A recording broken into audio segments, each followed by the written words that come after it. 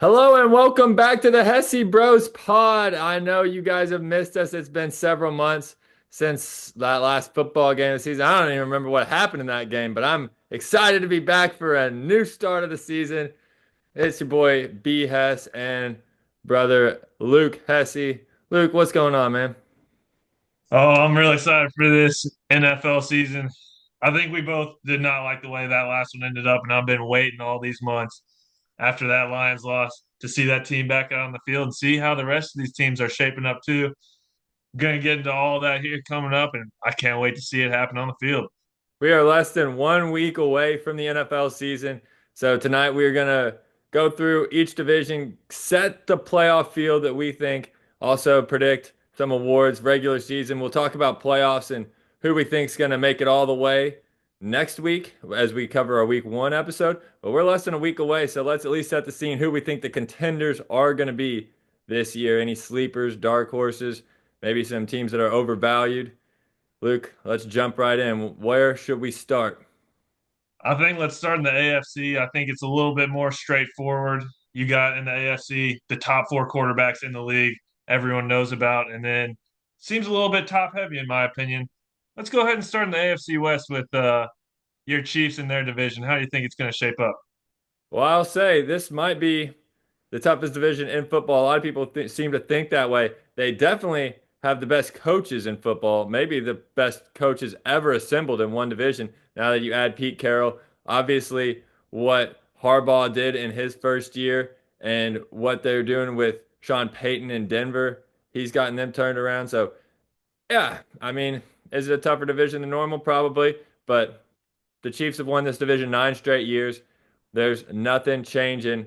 Patrick Mahomes is fired up. This Chiefs team, until somebody can show they can beat the Chiefs in that division, there's no reason for people to pick them unless they just like going to the contrary. So I've got the Chiefs number 1 in that division. Number 2, though, and as a wild card, I like the Denver Broncos. I think that they loaded up even more on defense. They got a couple of those 49ers defensive players.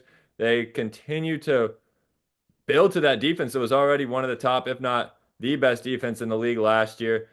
Do I think Bo Nix probably has a sophomore slump? Yes, but I think that their defense will still be fine, good enough to get them to 10 wins and probably a playoff berth. So I got them 2 in the division. Number 3 coming in is the Chargers. Big injury loss to Rashawn Slater. I think that's going to hurt them because they were very conservative last year with Harbaugh. That's the Harbaugh style, run the ball. It worked out, got him into the playoffs, and then obviously it failed in the playoffs when Herbert melted down and had as many interceptions in that game as he did the whole entire season. And I think now without that offensive line help, which they were going to have 2 great tackles, now they've got 1 good tackle, and we'll see about the other side. I just think it's not enough to get them into the playoffs. They're mediocre, and the Raiders are probably better with Geno and with Ashton Genty, now with a real coach, but not a playoff contender. So that's how I see the AFC West. We see it pretty similarly, but I think the Broncos are going to be able to edge out the Chiefs in that division. I think it's going to be really close, but the Broncos have built everything they have to beat the Kansas City Chiefs, and they easily could have done it twice last year. I don't know if the Chiefs will be able to win all those close games again. I think we're going to see that fall back a little bit. I mean, after getting blown out like that in the Super Bowl, it's going to be tough to string together another 15-win season the following year. I don't know if we've ever seen anything like that before. And I think Bo Nix is ready to go. I'm taking the Broncos number one. Their defense is set up really nicely to stop the Chiefs, especially with that Rashi Rice first 6 weeks suspended. I could see the Chiefs getting off to a little bit of a slow start. Next up, I think the Chiefs are still going to make it though for sure, and the Chargers right below them. I think all three of those teams are basically a lock for the playoffs, just because the other three divisions do not have that much depth as far as quarterback play goes, full rosters. It seems like a lot of teams in the AFC kind of in that rebuild mode, and those three teams are seem like three really complete teams for the AFC. The Raiders maybe a year away as far as they have a lot of talent. I think if they're in a different division, they definitely could do it, but it's going to be tough being in that really tough division. Well, I can promise you this much. You talk about the Broncos maybe could have beaten the Chiefs twice last season. I can guarantee you they won't be playing Carson Wentz and Carson Man of Steel this season, as neither of the one of those two guys are on the Chiefs active roster. Man of Steel, though, is on the practice squad, so look for him to get brought up at some point. We still love that guy. Rashee Rice missed pretty much all of last season. He got injured start of week 4. The Chiefs still won every game basically until the last one. So I'm not worried. And by the time the Chiefs play the Broncos, their first meeting, Rice will be back and ready to go. Yeah, of course. I like that you pick him, Luke. That way, you can just be wrong all season long. So makes it more exciting for me. But on to the next division. You've got 3 out of the AFC West, so only one wild card spot left. Let's go to the other division where there might be a wild card. There is at least one for me, and that is the AFC North. We will start with the Kings of the North and King Henry, the Baltimore Ravens, Lamar Jackson. They're the number one team out of that division. No doubt about it in my mind. Their defense came on strong at the end of last year. After a shaky start, they looked the part. Besides those 2 turnovers in Buffalo, maybe they're the team that, plays the Eagles in the Super Bowl. Hard to say for sure, but I think Lamar and that team is going to be cooking. They'll get Likely back. They've got some weapons. Lamar's going to be nice. They're the number one team in that division. Number 2 for me is the Cincinnati Bengals, and I've got the Bengals just sneaking into the playoffs. They were oh so close last year. I don't think the defense is going to be much better, if any better. I mean, it was atrocious last year. It looked awful in the preseason. Trey Hendrickson is back now, but Lou Anarumo was not the problem. The defensive coordinator was not the problem. The problem was they have no talent, and I don't think they still have any talent on defense. So they'll win a lot of games 35 to 30, and they'll lose a lot of games 35 to 30, just like they did last year, just barely sneaking into the playoffs. Then third in the division, Pittsburgh. I don't trust Rodgers. There's no reason for me to believe that it's going to be different than his last year in Green Bay or his years with the Jets. I still, because of Tomlin, they'll probably be 9-8, but not a playoff team. And then the Browns stinking up the rear. Yeah, well, you did get my last wild card team. I think it's pretty obvious. The Ravens are the best team in this division. They're going to be able to take it down again. Lamar just needs to get over the hump in the playoffs. I mean, this is the regular season. This is when Lamar goes crazy. Coming up next, though, I got the Steelers. I got them making the playoffs. I think that they're going to have better quarterback play with Aaron Rodgers. He really wasn't that bad on the Jets. I feel like it was just a dysfunctional organization with the coach being fired like that. And he actually started to put up some pretty good numbers, getting it out to Garrett Wilson and Devontae last year. I think he's still got enough in the tank if they can protect him. Definitely a QB upgrade. So I have no reason why they shouldn't make the playoffs again like they usually do.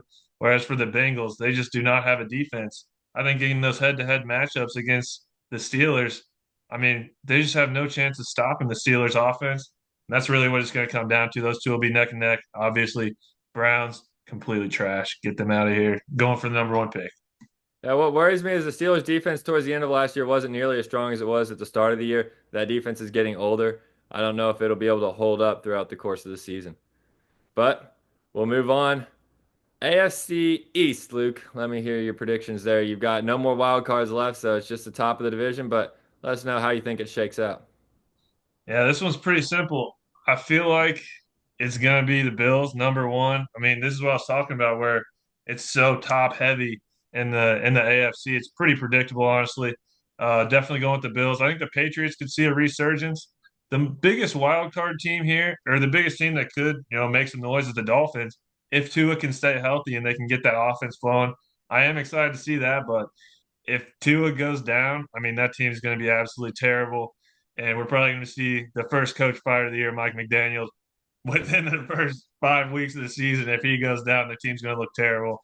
So it's going to be an interesting one. I've probably got the Patriots coming in second, Dolphins, and then the Jets just rebuild this year. Yeah, I think that for starters, I've got the Bills winning the division. Sometimes I've been known to pick against them in the division. I won't this year. I don't trust anybody enough to think that they won't get the division crown. Second, I have the Patriots, and I have the Patriots into the playoffs with Drake May, Mike Vrabel. They have a pretty weak schedule. I think May can take that sophomore step. He already looked good. They're going to actually have a coach that knows how to run an organization. Vrabel's proven that in the past. The defense will be more improved. They spent a lot of money in free agency because they have the most money against the salary cap. So they were able to bring in a lot of new players. And I think that they get that third wild card spot along with both the Broncos and the Bengals. Then third for me is probably the Dolphins. I don't know. Dolphins and Jets are both going to be bad. The Dolphins just are not a physical team. They look like they've kind of McDaniel's gotten to the end of the rope, I think. That is a fun prop to look at, and he has the best odds to like he's the favorite to be the first coach fired during the middle of the season. And yeah, I think that could go south in Miami real quick. It could be a sinking ship there in South Beach. And then the New York Jets, I just don't trust Justin Fields as a winning quarterback. I think there are a long ways to go. So, yeah, I think that division has two pretty poor teams, one decent team, and that'll be enough to make the playoffs, and then obviously a contender in Buffalo. So now to the AFC South, Luke. Who you got?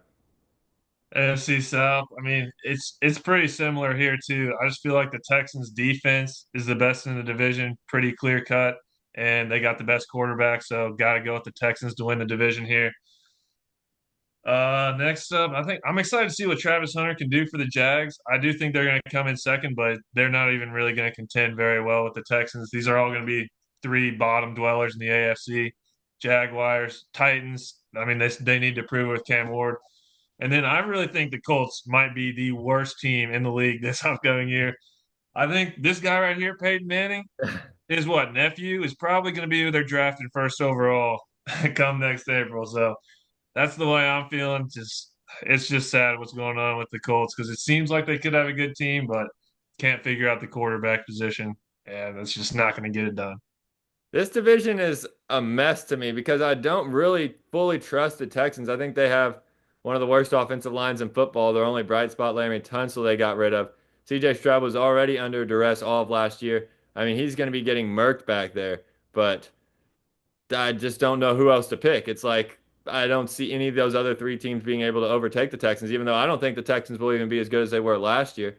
Their defense is strong, though. The Texans are going to morph into like a defensive oriented team, kind of like that maybe 2023 Chiefs team that won the Super Bowl. I could see something like that. Obviously, they don't have Mahomes, so they're not winning the Super Bowl. They'll just maybe make the playoffs as a one seed or as the winner in the AFC South.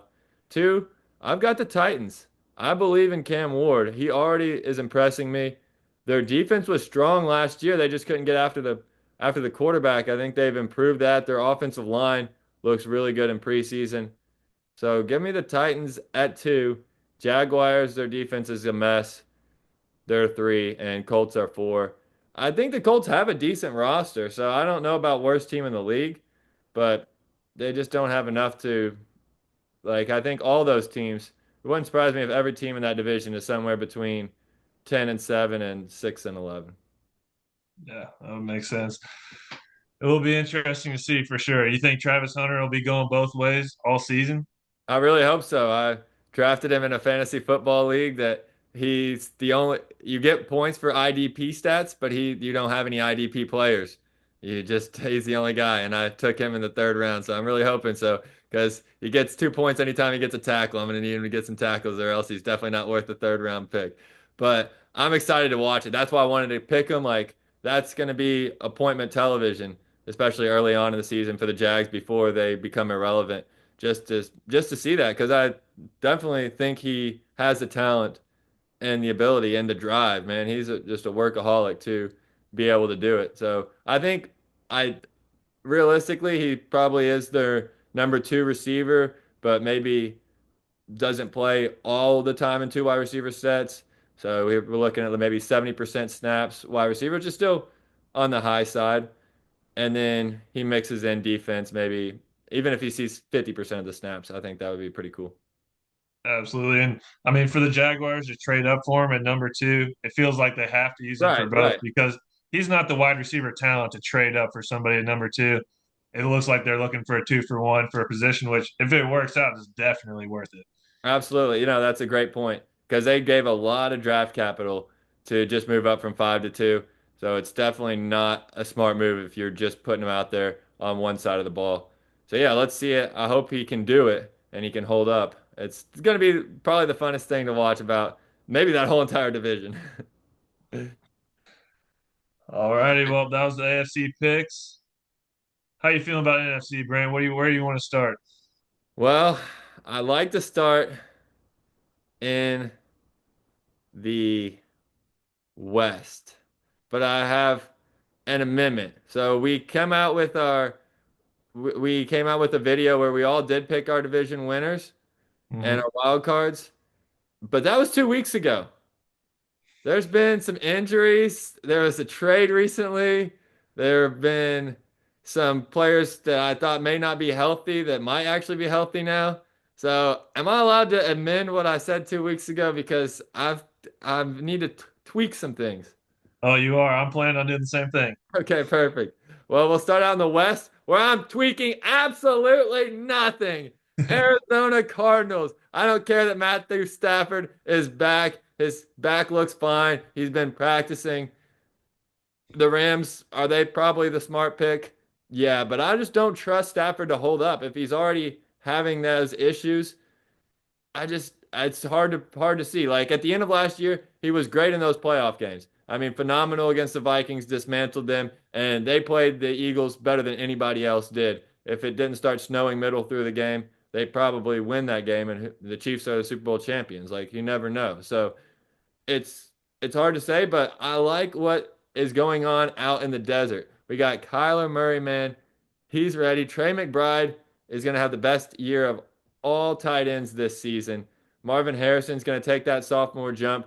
We talk about that draft class is loaded with receivers. You had Malik Neighbors, already a top 10, maybe top 5 guy. Brian Thomas Jr., breakout season. Xavier Worthy, stud in the Super Bowl. Maybe could have won Super Bowl MVP. But now we got Marvin Harrison, who was drafted ahead of all those guys. He's going to have a big year. And Jonathan Gannon, he's a defensive guy. They drafted all defensive players. I mean, it's got to be his time to put together a defense. I like the Arizona Cardinals. That's my biggest upset pick out of any division. Picked them last year. I'm picking them again. Arizona Cardinals, winners of the West. Number two, I will go the Rams, but not making the playoffs. I think we only see one from this division. Stafford just, it still worries me a little bit too much. I think that they could start slow. They never play anybody. They never play any of the starters early in the season. We saw them start off 2-4 last year. They were able to overcome it. I don't know if they'll be able to overcome it this year. So I got the Rams just above 500, but not making the playoffs. Third place, I've got the Seahawks. I don't really trust Pumpkin Darnold, Mhm. but I think they're going to have a great defense and they're going to lean into the run game. They got Kubiak as their new offensive coordinator. I like what I've seen from Walker and Charbonnet in the preseason. So I got Seahawks third, and then I've got the 49ers fourth. They've lost so much on defense. They've got one healthy wide receiver, Ricky Pearsall. I mean, Sky Moore might be their wide receiver two week one, which is just insane. Obviously, Debo's gone. Ayuk's hurt. Jawan Jennings is hurt. He'll be back probably week 2 or 3. And then it's just Kittle and McCaffrey. I mean, they had to trade for Brian Robinson just to get an RB2. They're depleted on both sides of the ball. And unless Purdy is actually like a superstar, I don't see how this team gets back to where they were a couple of years ago. Now, I think all those teams are going to be just like the AFC South. I think all those teams are going to be within 3, 4 games of each other. It'll come down to week 18, but I got Cardinals taking the division. Well, Brent, I'll start where I agree with you because it's not a lot.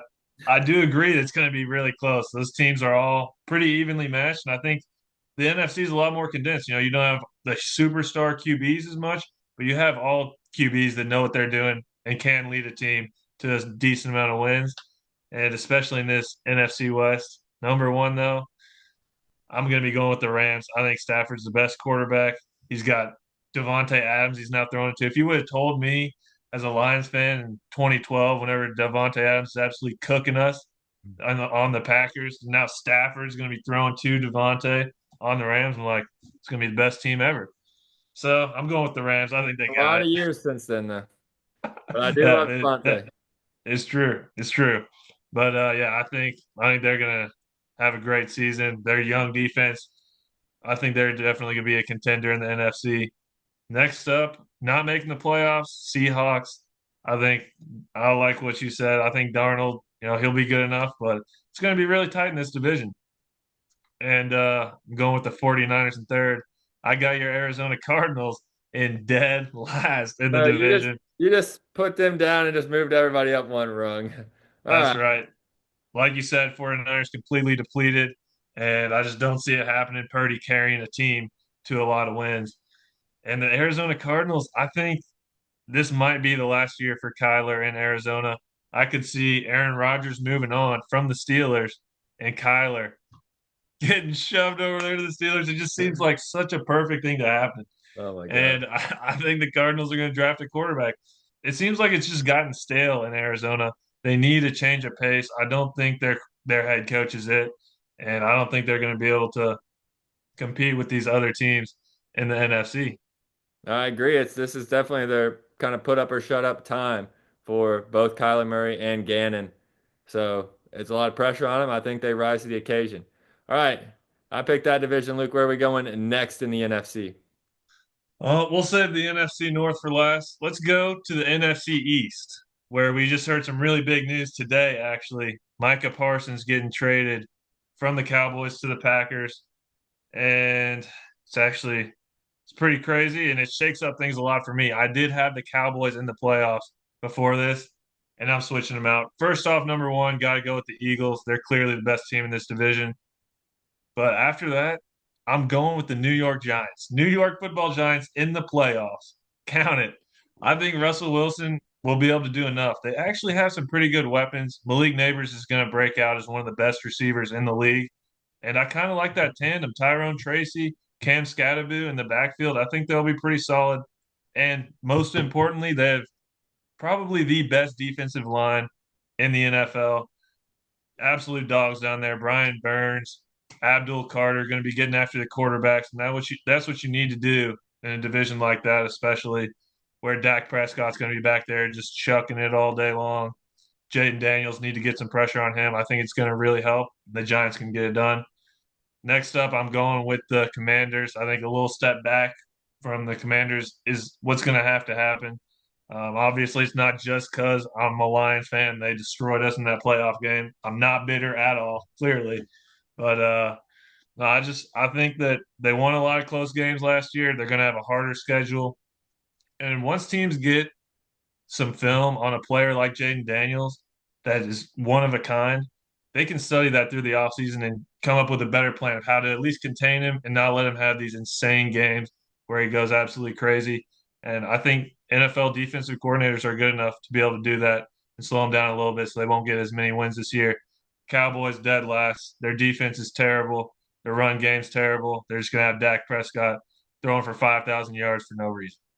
Yeah. I mean, it's crazy. What are the Cowboys thinking? What is Jerry Jones thinking? That guy has absolutely lost his marbles. They are cooked. I mean, I agree with you. I've got the Cowboys at number four in the division. Yeah, it's basically Dak and hope you stay healthy, Dak, and try to win games like the Bengals are going to need Joe Burrow to do. And Dak's no Joe Burrow. He's a great quarterback, but he's no Joe Burrow. And I mean, the rest of the rosters are basically identical. They've got slightly worse receivers. They've got good receivers. They've got nothing else. So Cowboys at number four. At number three for me is the New York Football Giants. I pretty much agree wholeheartedly with everything you said there, except I think that they're going to have to get rid of Russ quick. Jackson Dart looked very good in preseason. He fits. Rookie quarterbacks have been playing well in recent years. You know, college football has become more pro style than it's ever been. And Dart, I think, already looks the part. So especially if they're able to move off of Russ quick, Dart could look good. The thing with the Giants, they have the hardest schedule in the whole entire NFL. It's loaded. So that's really the big issue there. Number two, I'm not bitter either, I promise, but I got the Eagles at number two. They lost like their whole defense. They lost so much of their defense. Now it's actually going to be on Jalen Hurts, and we'll see if he can actually carry a team when he has to throw the ball more than 30 times a game. A.J. Brown is dealing with a calf injury that could linger into the first couple of weeks of the season. Saquon is amazing. Number one running back in the league, don't get me wrong. but he's not running for 2,000 yards again. I mean, when you get that many carries in a season, regression is just natural. That's like the biggest wear and tear position in the sport, and they just fed him the rock game and game again. So I think that's where the regression comes in this division. Meanwhile, Washington, I'm moving them to the top. They re-signed Terry McLaurin. Everything is good in Washington. Jaden Daniels, Debo Samuel, Terry McLaurin. They didn't need B-Rob. They've got the rookie. They've got Eckler. Their defense is probably not great, but I think it's closer to even with the Eagles than it was last year now, because I think the Eagles are coming down. And if it's close, give me Jalen Daniels.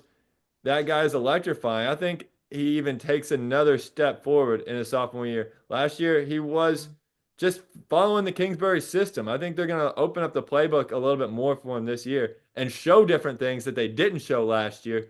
And I get defenses adjust to that, but I think that they're going to be one step ahead in a lot of aspects. So Washington, number one in the division. Gotcha. Well, we'll see how it plays out. I That do have both in the playoffs, so just make sure everyone's aware. Washington wins the division. Eagles are a wild card. The other two miss. awesome. I definitely makes sense. I mean, Commanders did look really good, but I gotta fade them this year. Next up, let's go down to the NFC South. Brent, what are your thoughts? Okay, so I have another little tinker situation here with the NFC South. The Michael Penix is a lefty. The Falcons lost their right tackle for the season, and that's massive. That's the blind side for Penix, and I just don't think that's they're going to be able to overcome that. So I've got the Buccaneers winning that division. Bake Show does it again. Behind the Chiefs and the Bills, the Buccaneers have won their division longer consecutively than any other team in the league besides those two, which is pretty crazy to think about. It's always been the Buccaneers since Tom Brady's been there, and it is going to be again this season. The offense is just awesome. I love Bucky Irving as a player. I was high on him last year as a rookie. He's going to get even more touches this year. And the receivers, I mean, they just added to it. Godwin, when he gets back, he's awesome. Mike Evans is still doing it. He's still that dog. And then they've got Emeka Egbuka, who is in a perfect role because he's always been used to being playing second fiddle as a receiver, and he can do it again. And he's the best. He was the best wide receiver two in college football for like 4 years straight because he was a wide receiver two behind Marvin Harrison, and then he was a wide receiver two behind Jeremiah Smith last year at Ohio State. And he's going to be one of the best wide receiver twos this year as well. He already looks awesome. So, yeah, give me the Buccaneers winning that division. I'll slide in the Falcons number two, missing the playoffs. I think it's just a massive injury for a team that they've they've been able to have a strong offensive line for some stretches, but that's just huge, and especially when they don't have a great defensive line to combat that. If you can't win on either side of the line, it just makes it so hard for a second year quarterback. I think London is going to have a great year. I love Bijan. Like those two guys and Penix, I believe in them. I just don't believe in much else. So Falcons two, Panthers three, Carolina, and Bryce Young could take another step. I love their rookie receiver too, Ted McMillan. And then four is just the saddest team in all of sports, the New Orleans Saints. And Spencer Rattler won the starting job. He went 0-6 last year. And they have no cap money because they just pushed all the contracts down the line, and now they're gonna have to pay the price for a long time. It's Kamara and nothing else. And one of my sneaky little prop bets that I like a lot, you can get the Browns and the Saints to both finish last in their division, parlay that. It's plus money. I mean, my goodness, there's just not. I mean, the Browns. I don't know who they're possibly beating for last place, and the Saints basically, as long as Bryce Young just doesn't just turn back into what he was his rookie year, I don't see how those two don't come last place in their division. That's fair enough. I like where your head's on this division, but I think the Bucks are going to take a step back. I think their team is one of the oldest teams in the league, and their defense, I don't know if they'll be able to hold up against these two offenses in this division. I think are going to be really potent this year. Number one, Atlanta Falcons. I think they're going to have a really good offense this year. Michael Penix, I think he's a great quarterback, gunslinger, and they got the right pieces around him. It does suck that their offensive lineman went down, but I think that they've got all the pieces around Penix to make that offense really pop. And then second in the division, also making the playoffs.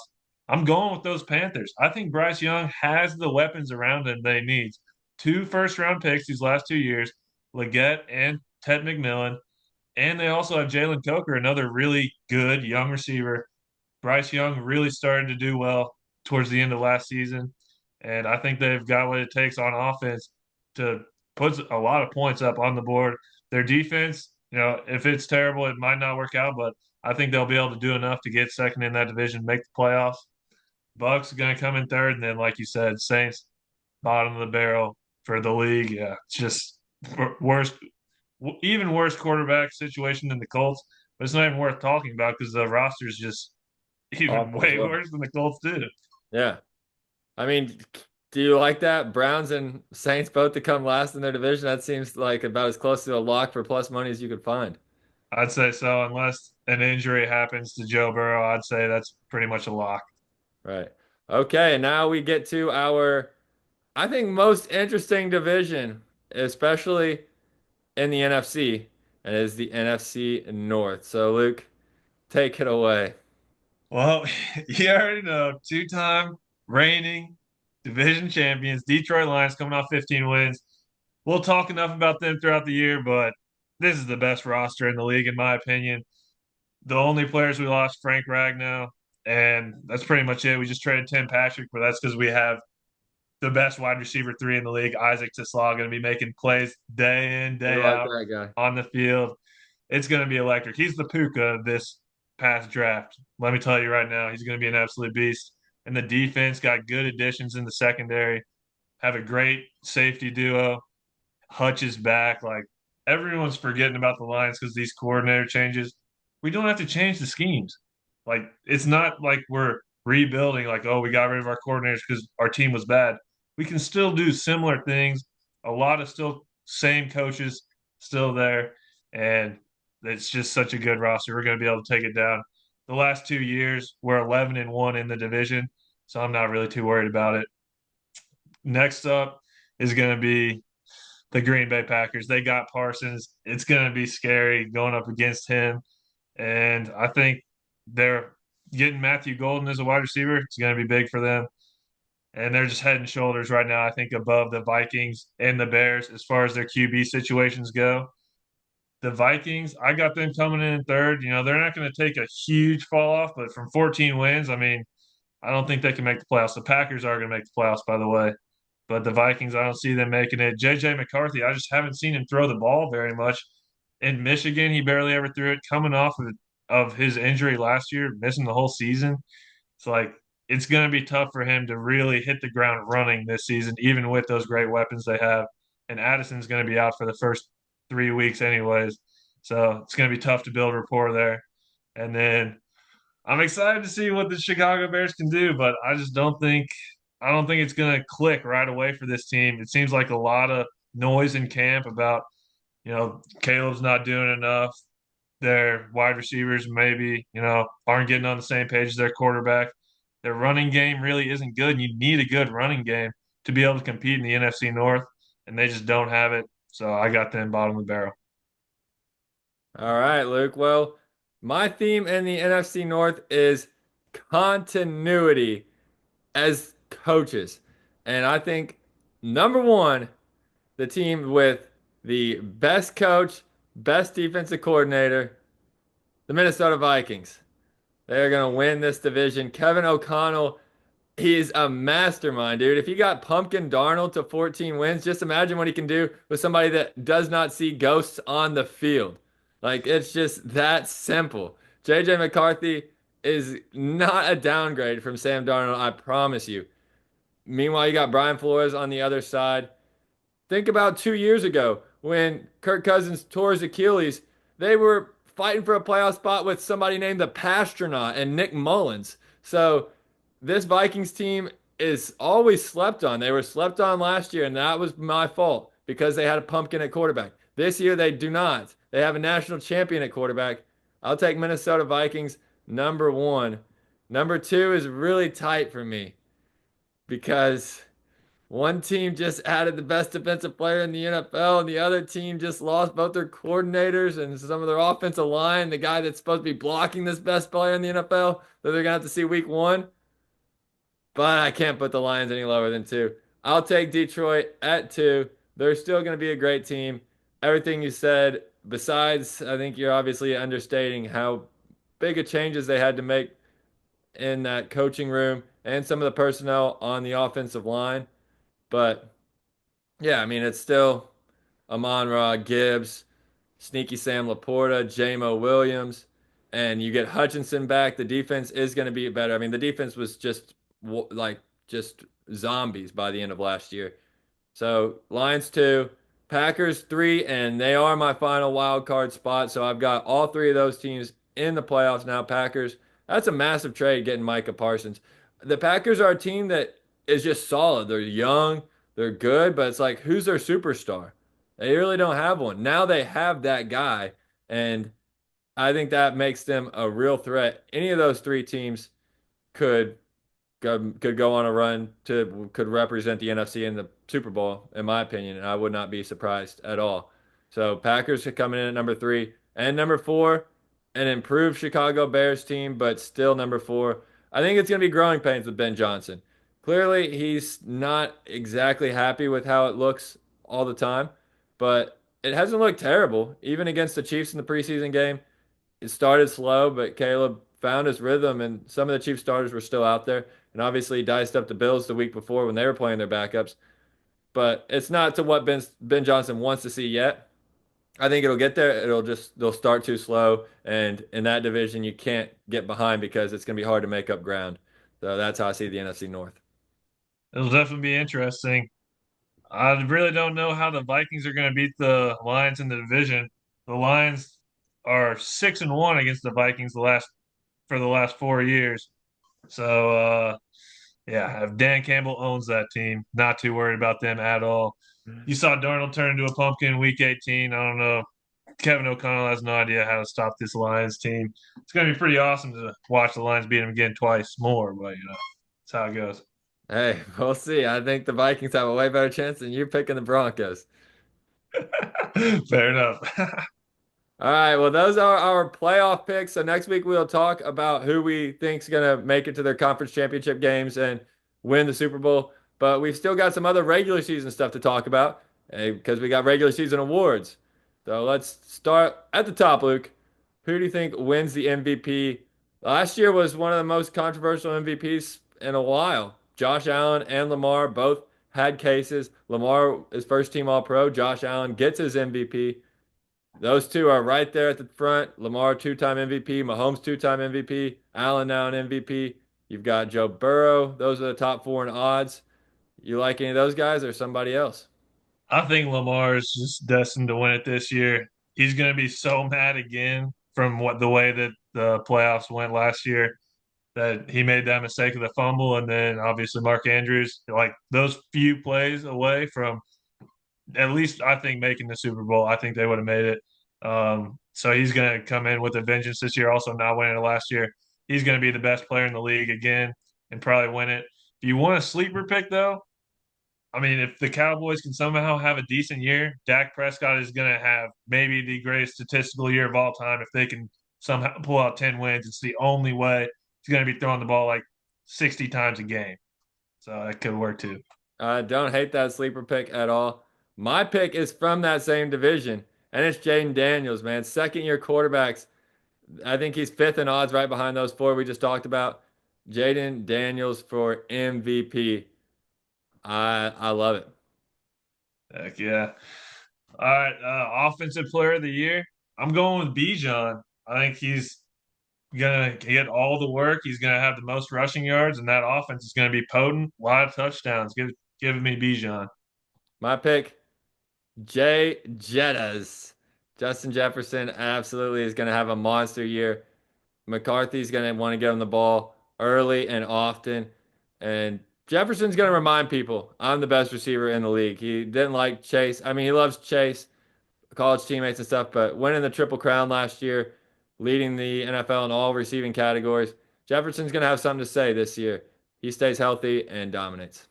That's a bold pick with basically a first year quarterback, but it definitely could work. He is probably the best receiver in the league. So can't hate that pick. Moving over to the defensive side of the ball, you know, I got your boy, Aiden Hutchinson, number 97, Detroit Lions, lead the league in sacks. He was on pace to win Defensive Player of the Year last year until he broke his leg, and he's coming back with a vengeance. Harder, stronger, faster. It don't matter. He's going to get to your quarterback. Let's go. My defensive player of the year is Micah Parsons. I had to make the swap today. I mean, I think it's going to be incredible what we're about to witness with Micah Parsons on the Packers. I think is going to be nuts. He's going to just absolutely ball out. He just got paid more than any non-quarterback in the history of football, and he's going to show that he earned every single penny of it. I think he, like Jerry Jones lit a fire under him, and he's ready to attack. Fair enough. Definitely not in the rush defense though. Only pass rush for him. So that's good. That's what matters when you look at those awards. Unfortunately, it's just how many sacks you get, and he's going to have a bunch of them. He probably will. All right, now let's talk about some rookies. Offensive rookie of the year. I'm going with the team you actually had to make the playoffs. I did. Travion Henderson, running back for the Patriots. I think he's going to get work early and often. I think he's got that breakout potential as far as the runs go. He's going to break off 50, 60, 70-yard touchdowns a couple times this year, propel him over for that offensive rookie of the year. I like that pick a lot. My pick is Cam Ward, who I have being on a decent enough team in Tennesseeville. I like what Cam Ward's doing. He's built a good connection already with Calvin Ridley, and I just think that he's going to have a great season. So give me Cam Ward as offensive rookie of the year. Defensive rookie of the year, I think it's pretty straightforward. I'm going Abdul Carter, best defensive player in the draft, basically consensus. So he's going to get it for sure.